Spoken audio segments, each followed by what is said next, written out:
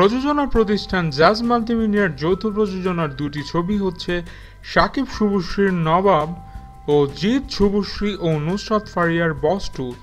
ইতিমধ্যে বস টু যৌথ প্রযোজনার নিয়ম না মানার কারণে নিষিদ্ধ ঘোষণা করেছেন শিল্পী সমিতির নেতারা। এবার শাকিব খানের নবাব প্রসঙ্গে জাজ মাল্টিমিডিয়ার কর্ণধার আব্দুল আজিজ মুখের উপর জবাব দিলেন শিল্পী সমিতিকে। তিনি বলেন, শিল্পী সমিতির নেতারা এভাবেই শাকিব খানের নবাব বন্ধ করবে। জাজ মাল্টিমিডিয়ার অফিসিয়াল স্ট্যাটাসটি দেখুন। বস টু সিনেমা প্রিভিউ কমিটি দেখে বলেছে, বাংলাদেশ থেকে তেমন কোনো আর্টিস্ট নেওয়া হয় নাই, শুধু নুসরাত ফারিয়া ও অমিত হাসান ছিল।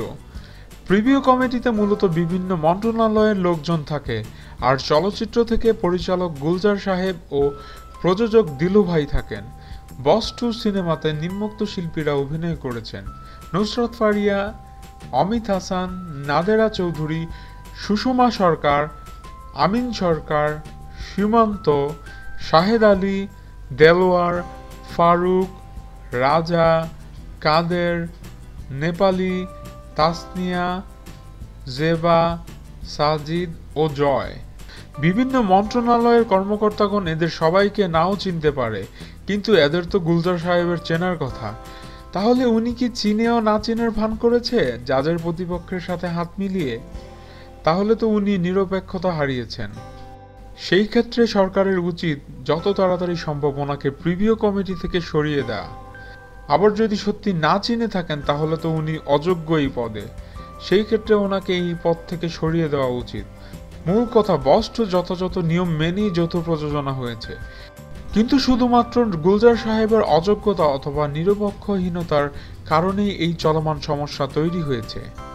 নবাব সিনেমার ক্ষেত্রেও গুলজার সাহেব একই ঘটনা ঘটাবে।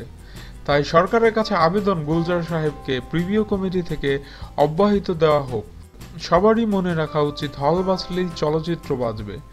গত ঈদে শিকারী এবং বাদশা যেমন অনেক হল বন্ধ হওয়া থেকে রক্ষা করেছে, তেমনি নবাব ও বস টু এই ঈদে মুক্তি না পেলে অনেক হল বন্ধ হয়ে যাবে।